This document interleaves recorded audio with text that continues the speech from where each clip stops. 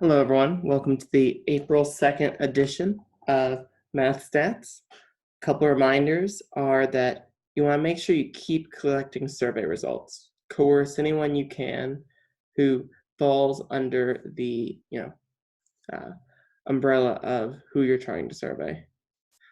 Secondly, your homework 6 is due Friday.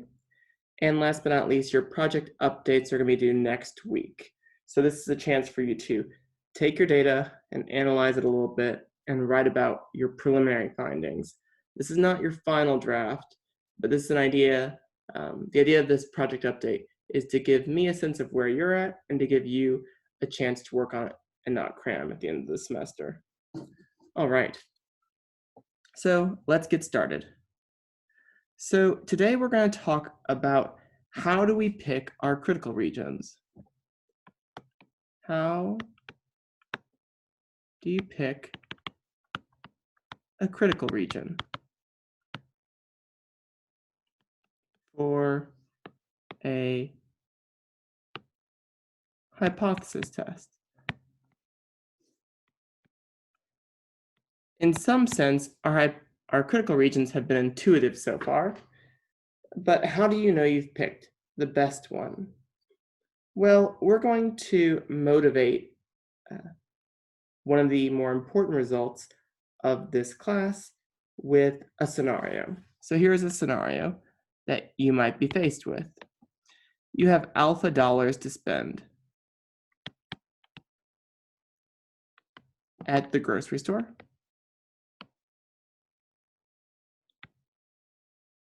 And there's a global pandemic occurring.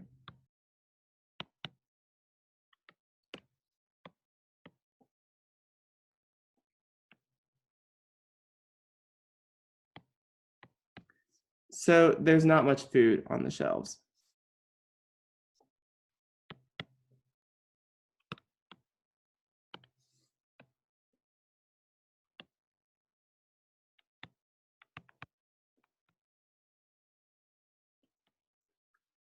How will you choose what to buy?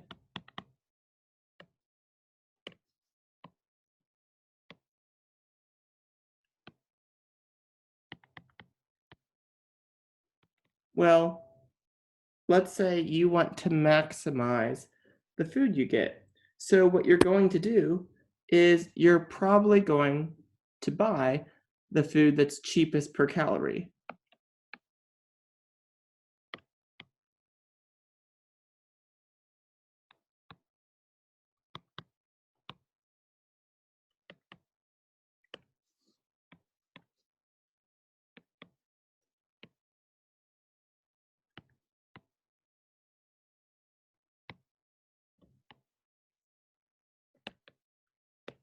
Now, there's not much food left in the grocery store, so once you've bought all of that food, you're going to then pick the next cheapest food in dollars per category.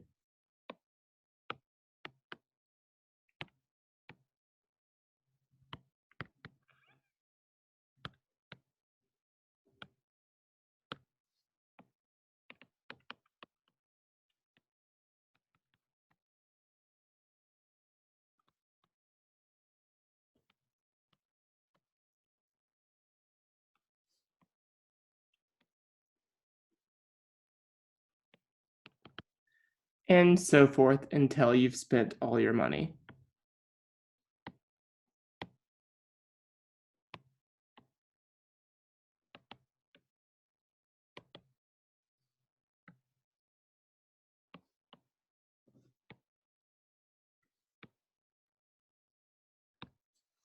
So although this scenario seems silly, this is actually a pretty good explanation of how one picks a critical region of size alpha. So picking a critical region of size alpha.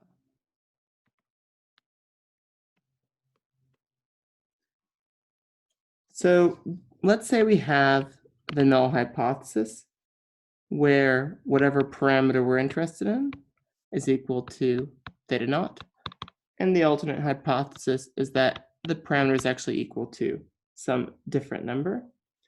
And we take a random sample of size n.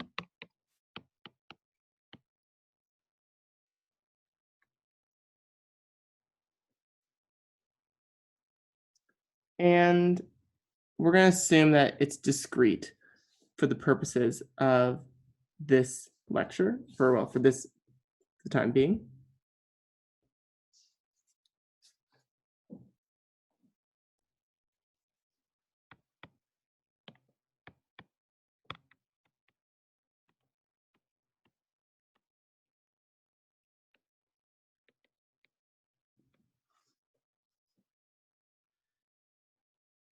And we're going to let the joint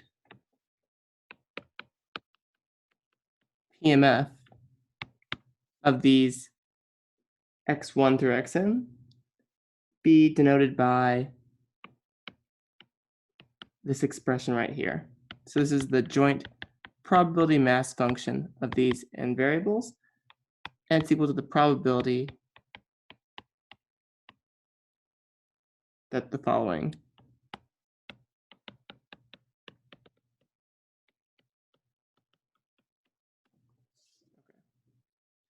So, and this is under the assumption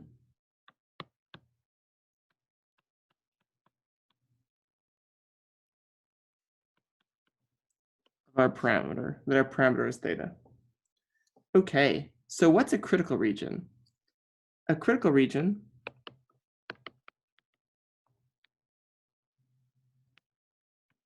is of size alpha is a set of points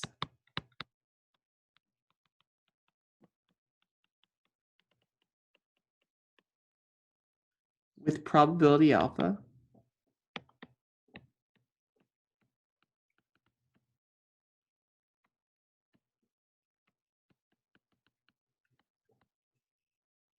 when theta is theta 0. So our critical region is this collection of points that have probability alpha of occurring when we assume the null hypothesis is true.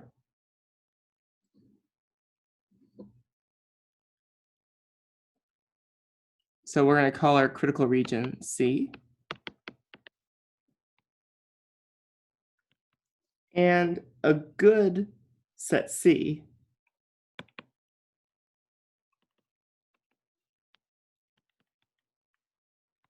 will have large probability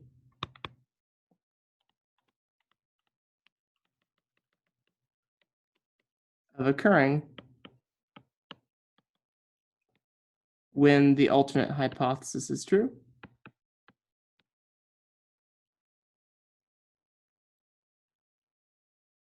And that's because we want to reject our null hypothesis if the alternate hypothesis is true.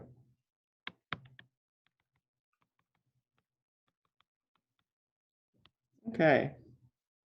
So what would be the first point you pick in your critical region?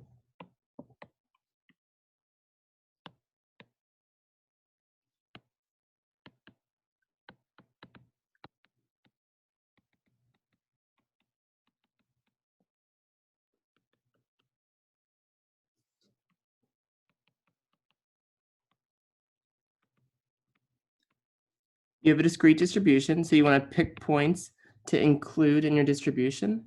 And the answer is, well, the first point you want to include would be the point with the smallest ratio, as follows.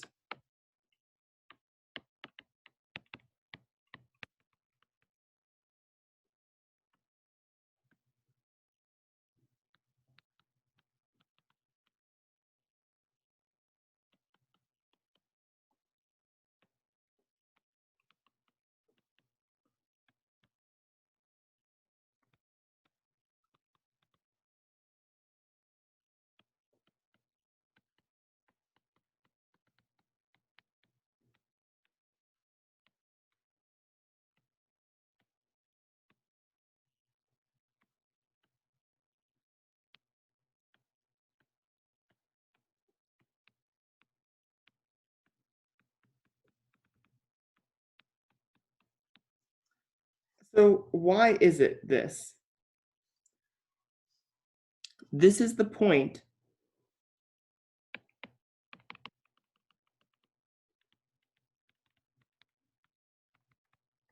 with the smallest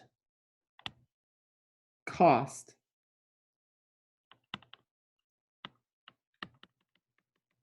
in terms of probability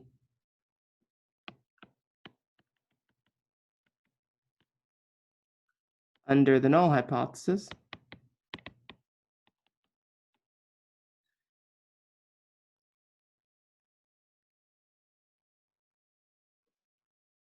compared to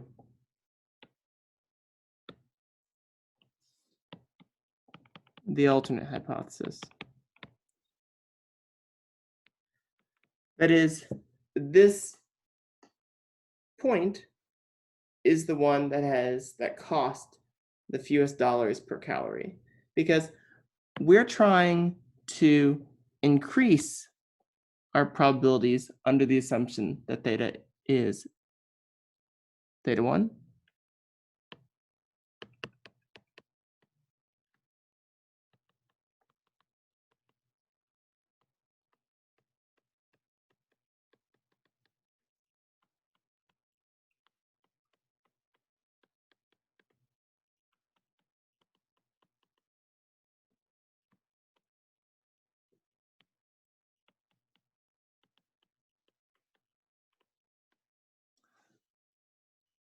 But we want the probability of the region C to be as small as possible under the null hypothesis.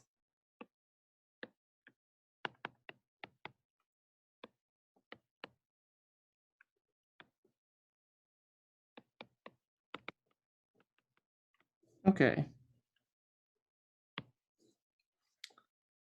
So that was the first point we added. The second point we're going to add is going to be the point with the next smallest ratio.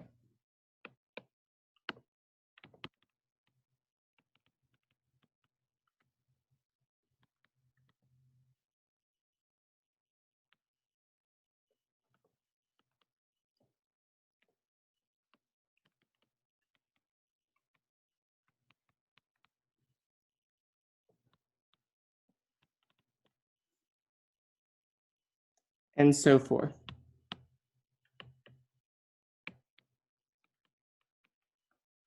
That would be until the probability of C under the assumption of the null hypothesis equals alpha. So you keep adding these points of the smallest ratio until the probability of our critical region under the null hypothesis is alpha. So in this way,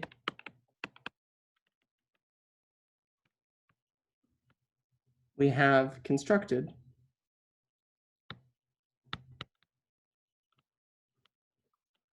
a critical region, C, with probability of C under the assumption of the null hypothesis equal to alpha. And we've done this in a way that achieves the largest probability of C under the assumption of the alternate hypothesis.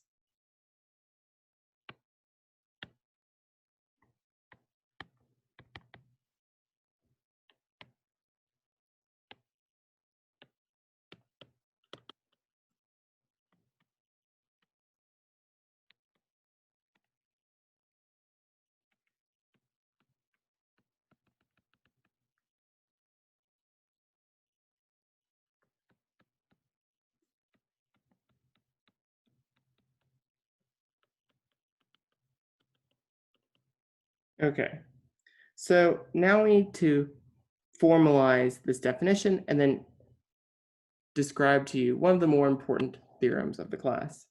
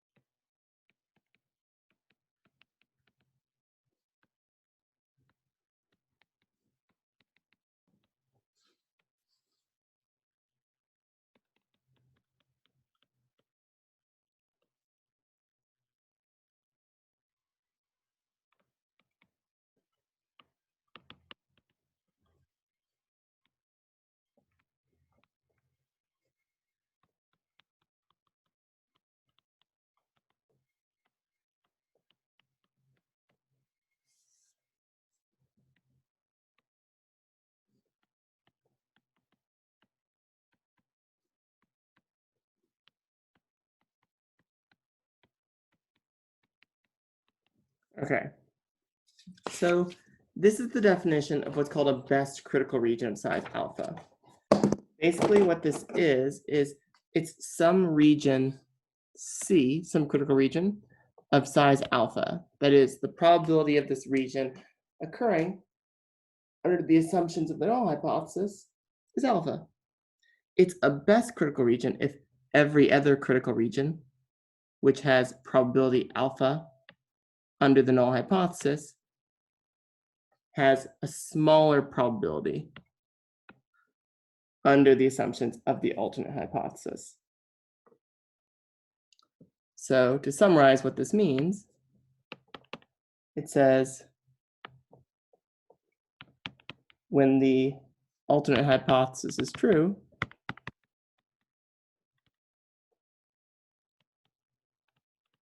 the probability of rejecting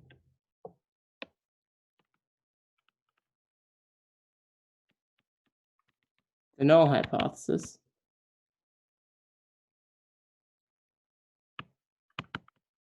with the use of the critical region C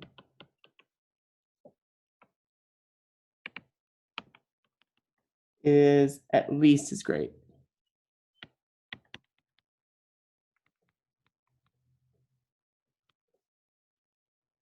as the corresponding probability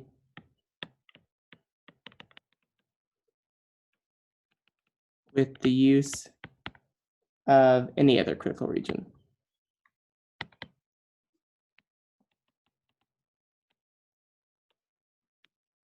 D of size alpha.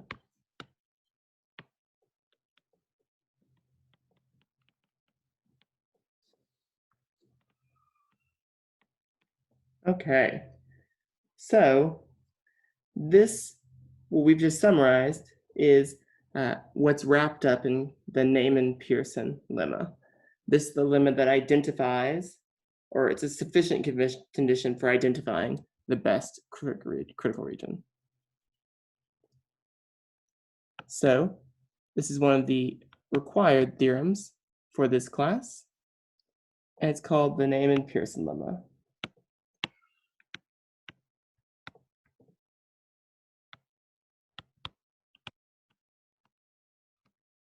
And what it says is this: if we have a random sample of size n,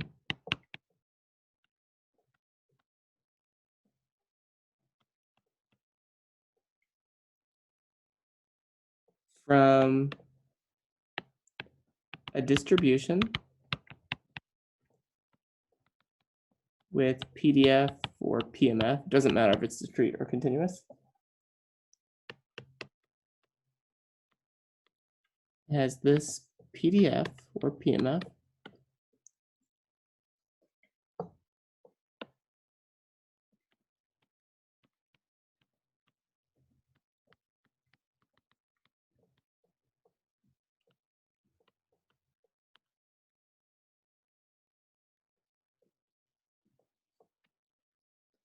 we denote the joint PDF or PMF of these values by the likelihood function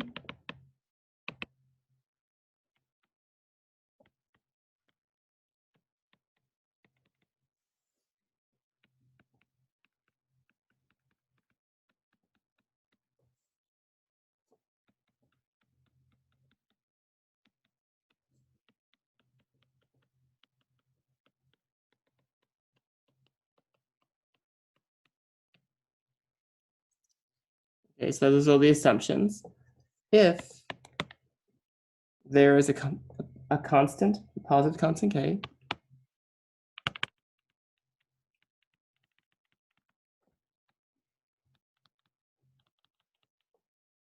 and a subset C of the sample space,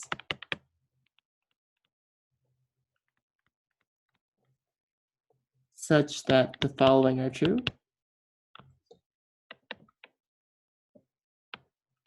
The probability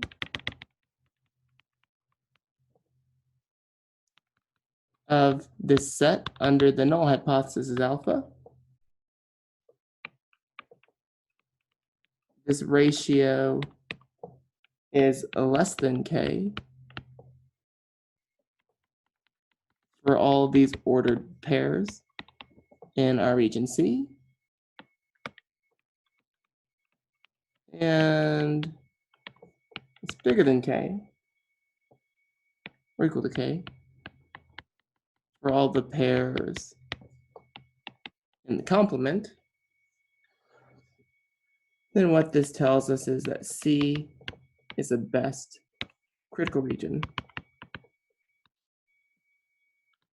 of size alpha for testing our null hypothesis against the alternative hypothesis.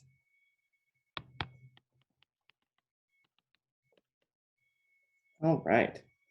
So I'm going to omit the proof, but the proof's actually pretty easy. It's just a little bit abstract. And so I think what we're going to do now is, for the rest of the class, we're going to talk about 3 different examples, and then we'll have you work some of them when we actually meet in person. So let's look at the first example, and hopefully we'll start to give you an idea of what this looks like. So there's an example in the book. So we have a random sample. And it has PDF. The population has PDF F X theta.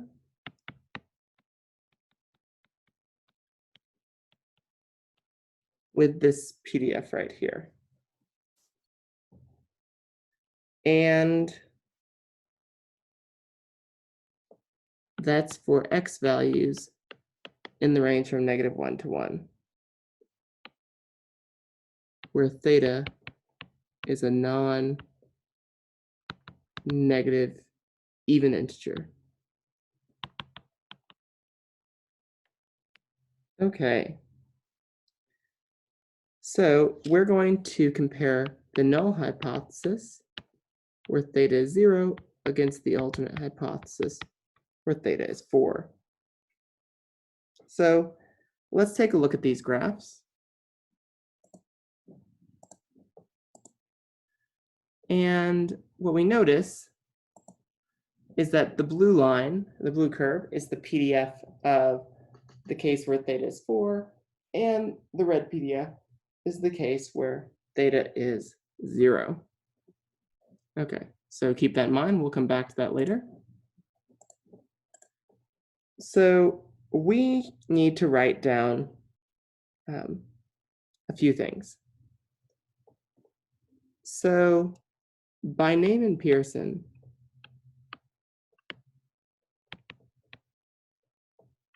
the best critical region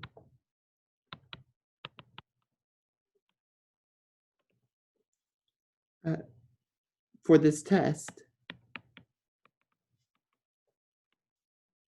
is of the form L of 0 over L of 4 is less than or equal to some constant. We don't know what that constant is, but that's not the important part. And this is where our likelihood function is the product of our PDFs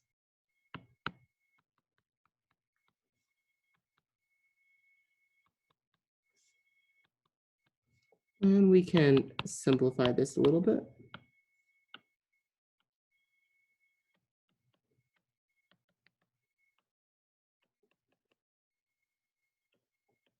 Okay, so we need to plug in 0 and 4 in for theta as our parameters. So theta, most of it cancels out, and we get 1/2 to the n. And for L of 4, not as much cancels out.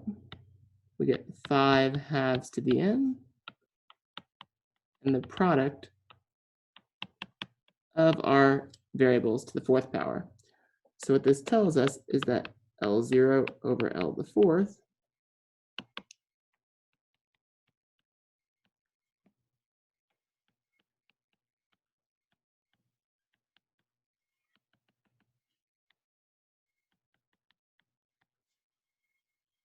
is equal to 1 over, if I do some simplification, 5 to the n times this product,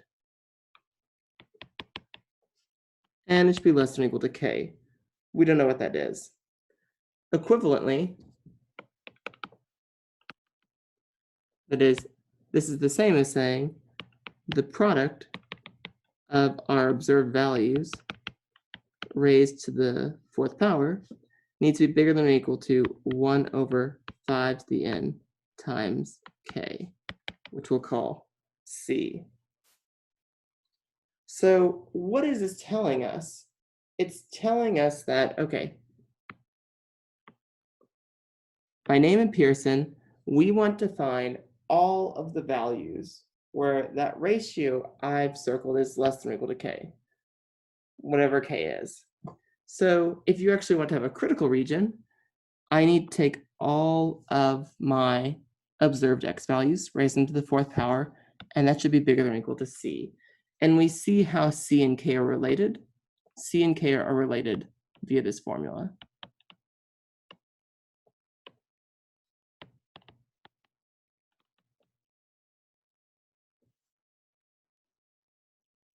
So what is this telling us? It's telling us that we should reject our null hypothesis when this product is big enough.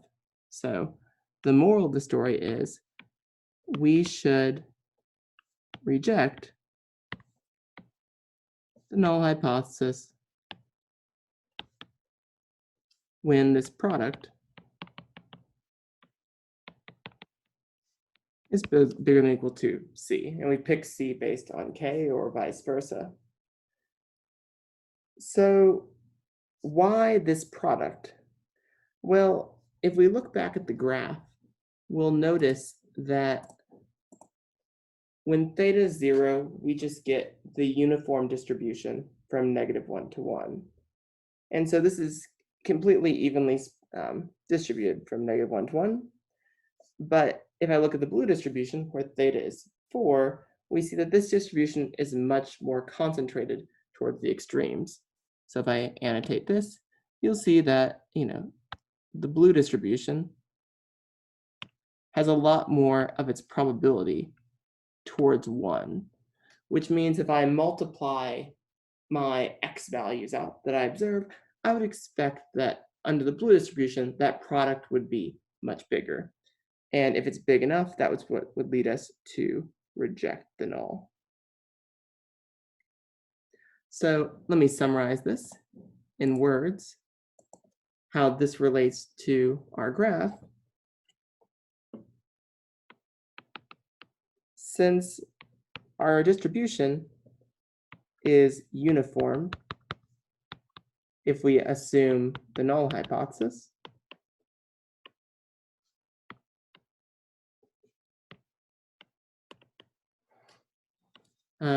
but under the alternate hypothesis, x is much more concentrated.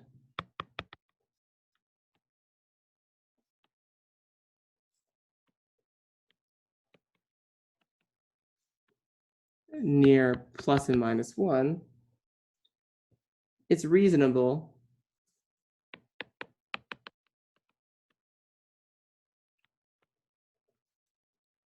that the most powerful test rejects our null hypothesis if the observed values of xi to the fourth are large, or in other words, close to 1, because we're raising to the fourth power. but in some overall sense. That is, it doesn't matter if one of them is big. They need to all be big.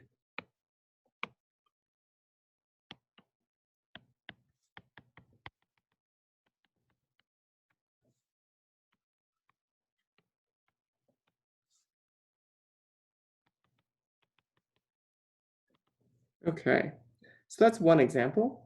Let's do an example with the distribution that you're a little bit more familiar with. Let's use a normal distribution.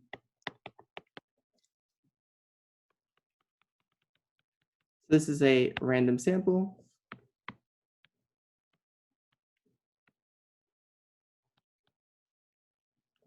From a normal distribution where we know the variance.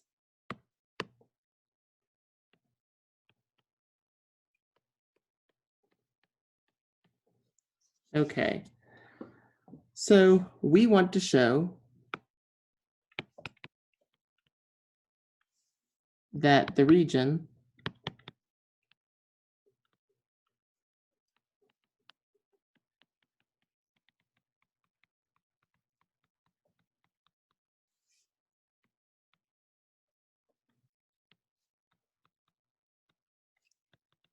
is a best critical region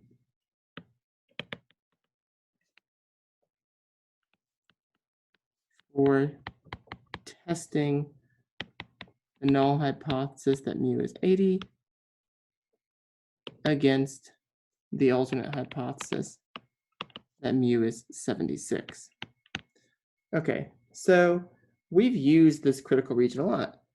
Always in the past, we've just said, okay, we're going to pick the critical region where if I get a sampled mean that's small enough, I'm going to reject the null hypothesis in favor of the alternate hypothesis.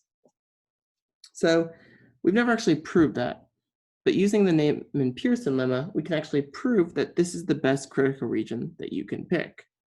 So we need to write down what the likelihood function is, that is the joint PDF. And so it requires us to know the PDF of the normal distribution, which looks something like this in the case where the standard deviation is 8.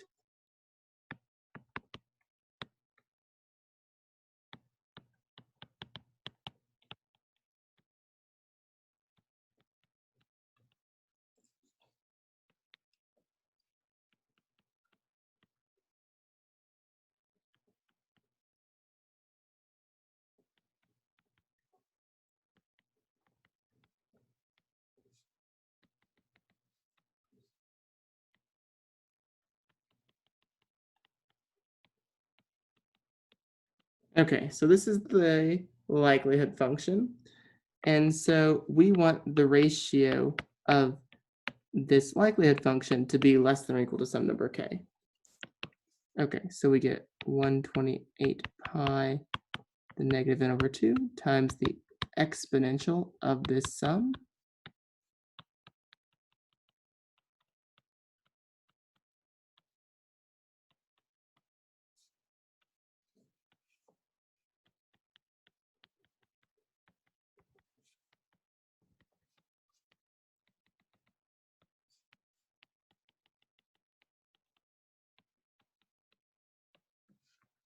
And we get some cancellation right off the bat.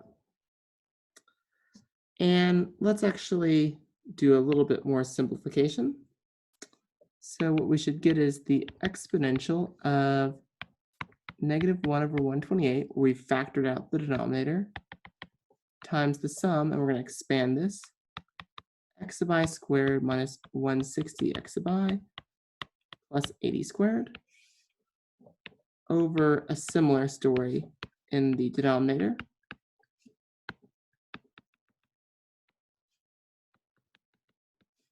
Should be 152. Okay, just a little more work to do. If I do a little more algebra, this is the same as the exponential, still with this negative 128. You see the xi squareds are going to cancel out, and we should get negative 8xi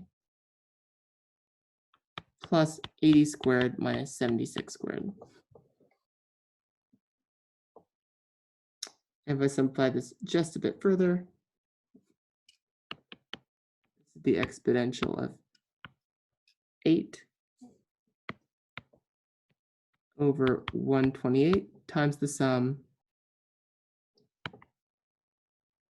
of the xi's. These have appeared in the sum n times, so that goes here. All right, so this is this algebraic simplification of that sum. And one second, I made a minor algebraic mistake. Let me just do this.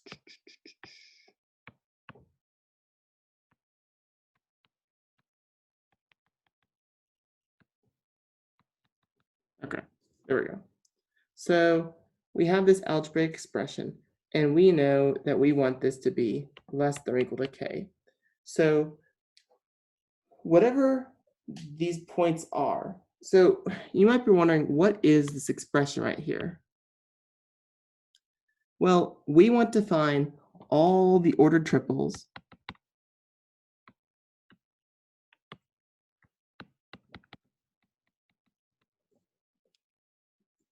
that are in this n-dimensional space that satisfy.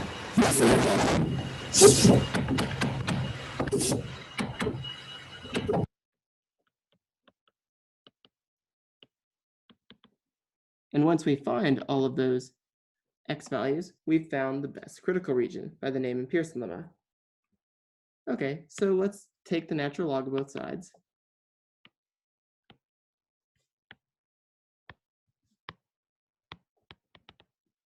And what we get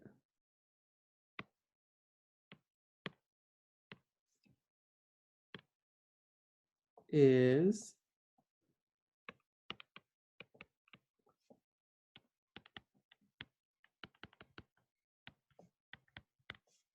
this lovely sum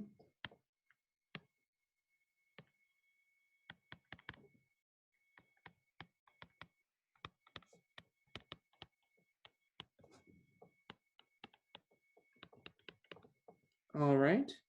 We divide through by negative 128, which will flip the sign of the inequality.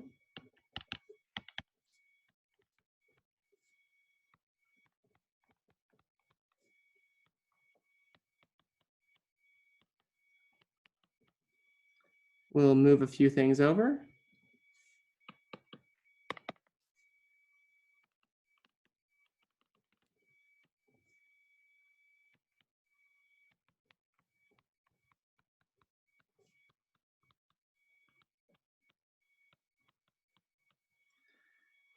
We'll divide through by negative 8, which will flip the inequality again.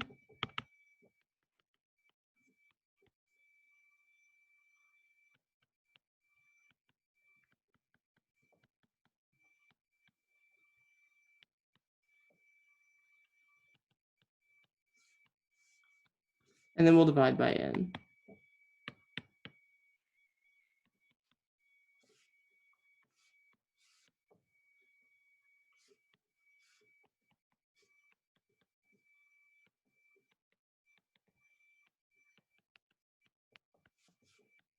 And we have this beautiful looking expression on the right. We're going to call that C. I don't know what C is. But what do I notice about this thing on the left? What is this expression right here? Well, this is x bar. So what have we observed? Well, we've observed that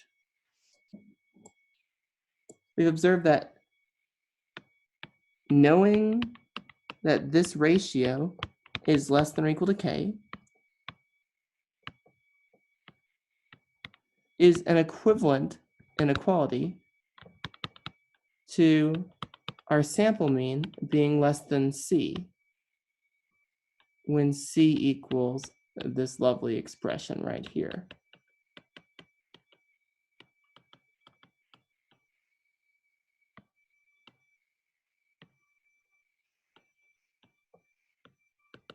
So what this tells us is that the critical region we've been using for hypothesis testing in normal distributions is the best critical region.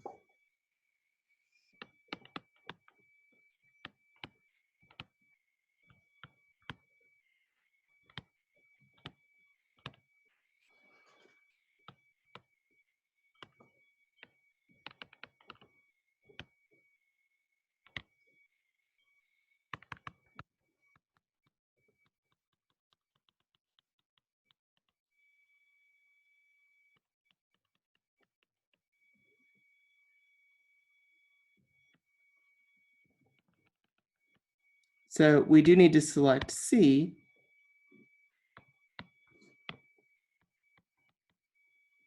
so that the probability of C, of the critical region, is alpha. All right. So I'm going to give you a problem to work.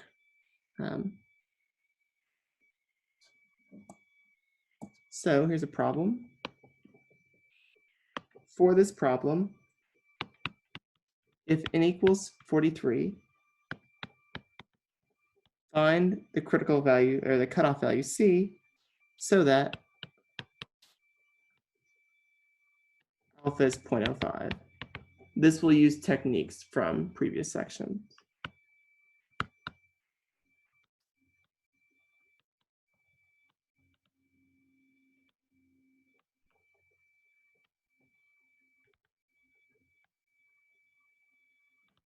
Okay. And I want to give you another problem that we're going to work in class, but I want you to write it down so that way you'll have it for class. Here's another problem. So let x have an exponential distribution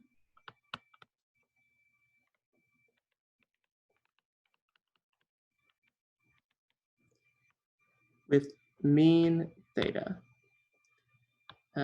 What this tells us is the PDF of x is the following. This is one of the most common PDFs on P-exam. So we let x1 through xn be a random sample.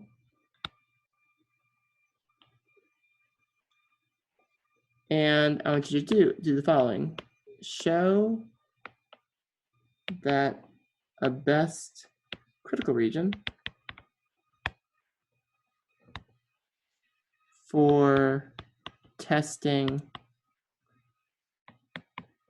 the null hypothesis against the alternate hypothesis can be based on x bar. Okay, so that's a problem that you'll do. All right, so that's great, but so far we've only talked about using simple hypotheses. So far, we've only considered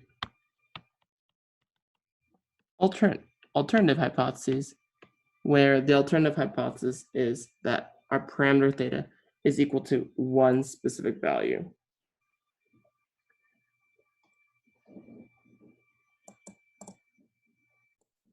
Okay.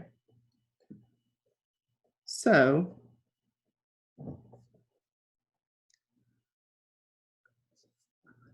in this case, using this case, a critical region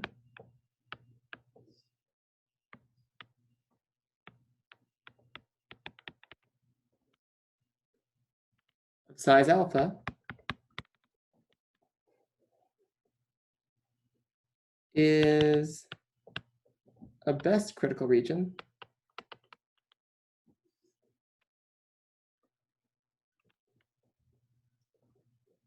when the probability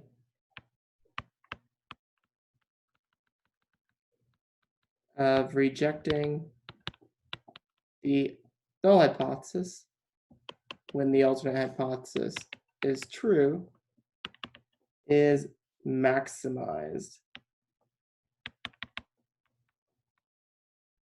when compared to all other critical regions of size alpha.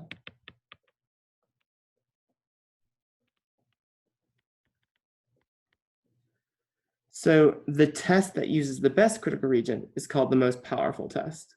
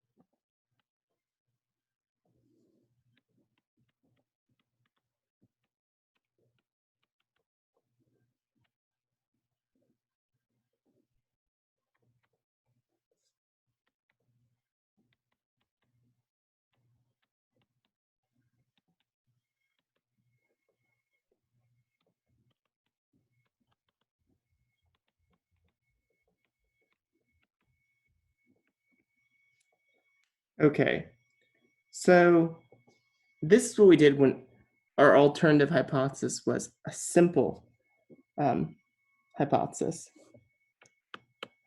If your alternate hypothesis is a composite,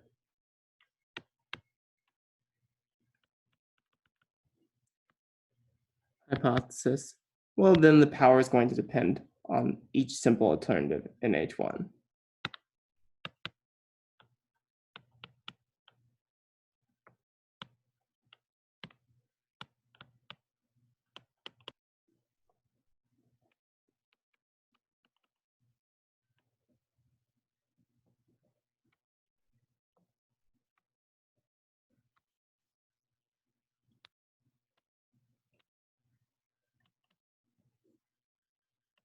Remember, a composite hypothesis is one such as theta is bigger than 5, or the mean is less than 7. It's a hypothesis where you allow for a lot of possibilities. All right, this leads us to a definition that will be very pertinent. A test defined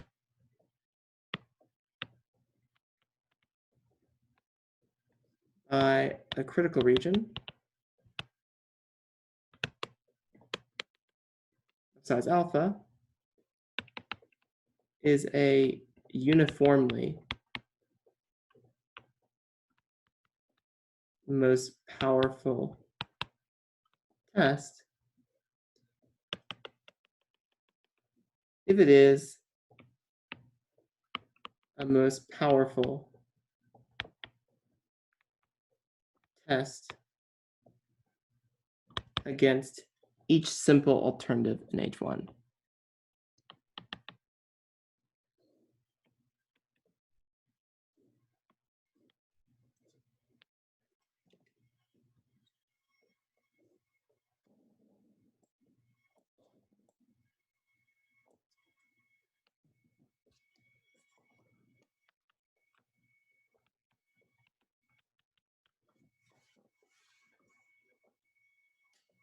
And we call the region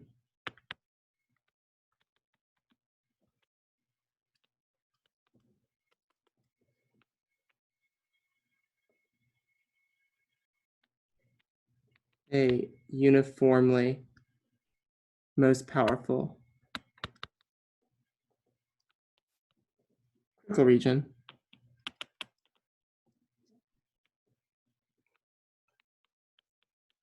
size alpha. So the test is called the uniformly most powerful test, and the critical region is called the uniformly most powerful critical region, size alpha, if for each simple alternative hypothesis, the critical region is the best one. It's the best critical region. So we need to do an example to show you what this looks like, but it will basically be the same kind of exercise as before, but we just don't know what the alternative is. So we're going to return to our example before, where we had a random sample from a normal distribution with variance 64, standard deviation 8. And so we're still going to use the same null hypothesis, but instead we're going to use a composite alternative hypothesis. So in order to show that our region, so before, our critical region before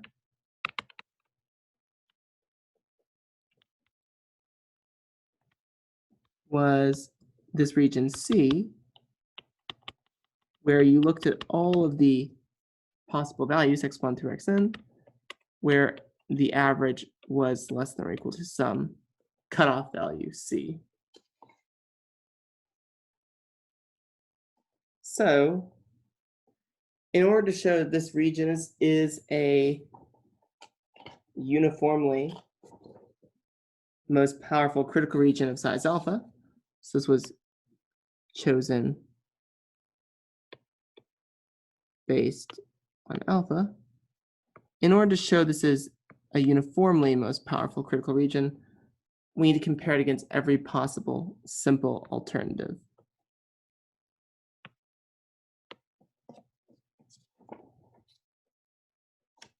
Okay, so we need to look at each possible simple alternative.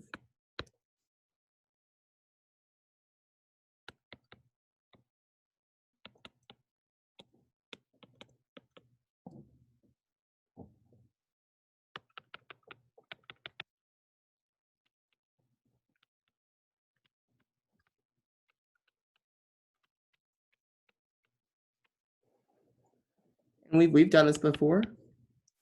We know this is 128 pi to the negative n over 2 times the exponential function of the sum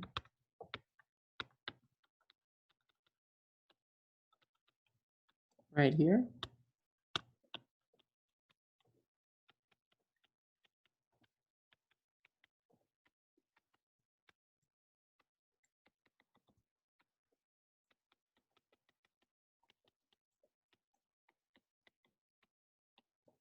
And we get the same calculation as before.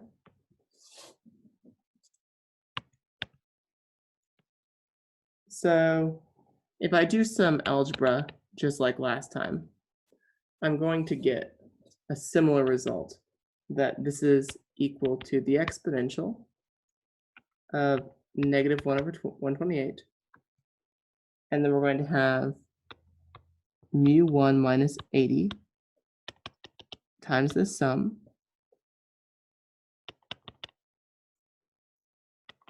plus n times this right here. And we know it should be less than or equal to k.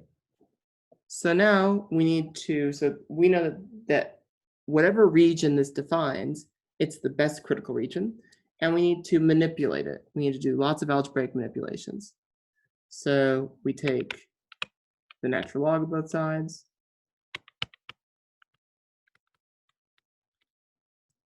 We get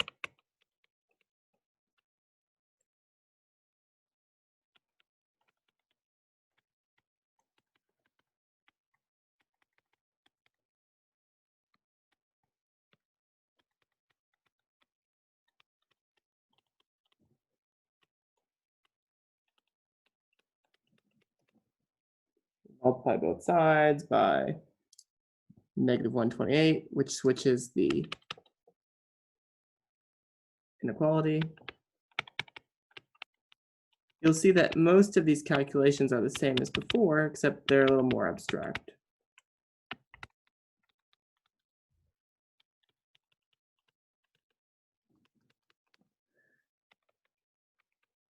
We do a little bit more simplification.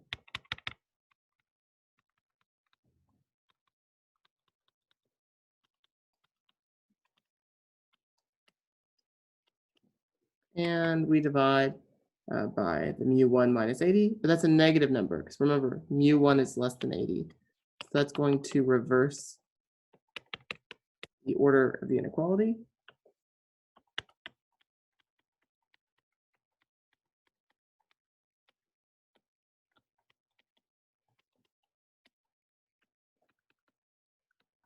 And last but not least, we divide both sides by n.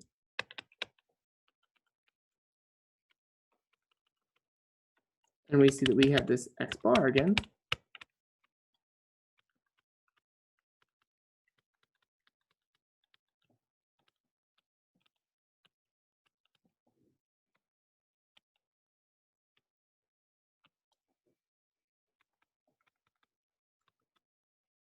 Okay, and we can pick this to be C. So what have we shown? Well, what this has shown us is the best critical region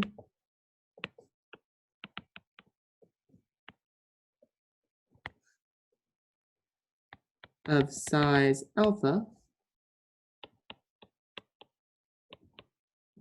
for testing our null hypothesis against our alternative hypothesis.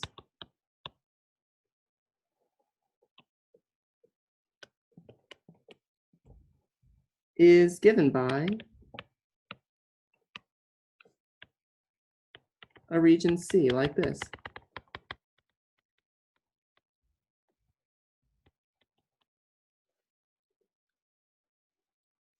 And you choose C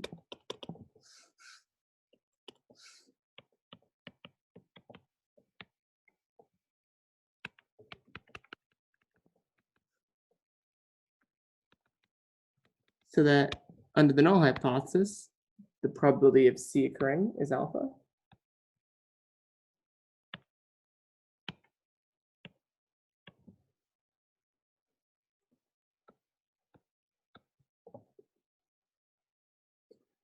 So we can use the same value of C for every alternative hypothesis.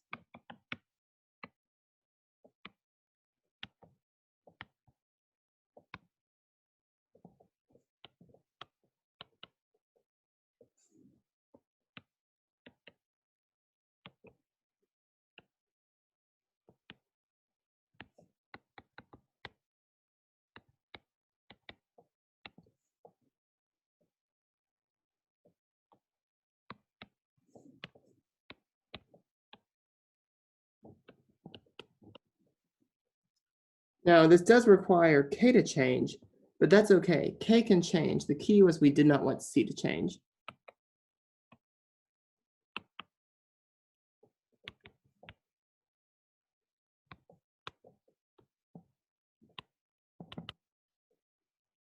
So, in conclusion,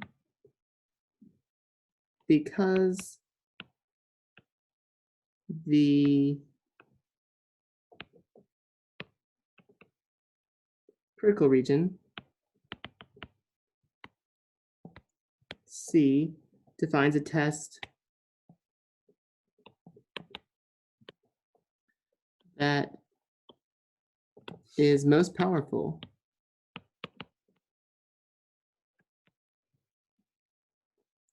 against every simple alternative hypothesis where mu1 is less than 80. This is a uniformly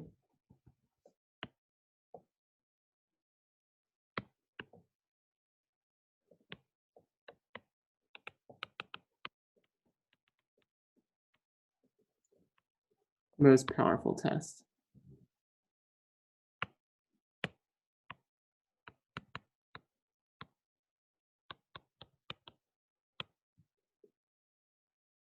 And C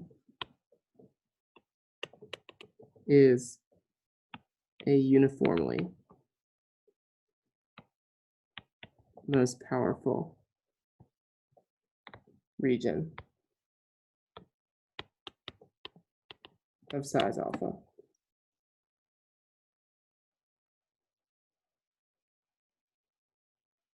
All right. So what this has shown me is that I did a bunch of algebra. And what the algebra said was that, okay, we know that if I have a collection of points,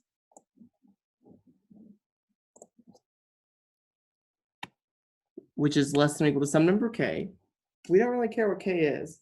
But if I have that collection of points less than or equal to k, then that's what defines a most powerful region, most powerful critical region by Neyman Pearson. And what we've just showed is that that critical region is the same as this right here. X bar is less than or equal to some number C. So we can pick C, and though the K will change, that's okay. K changing doesn't mean that it's not still a most powerful region.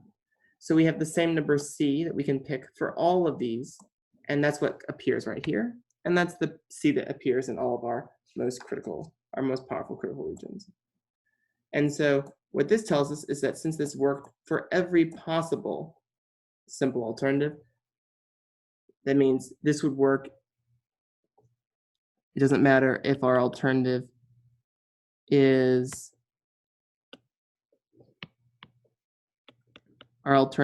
be that mu is 76. Our alternative could be that mu is 60.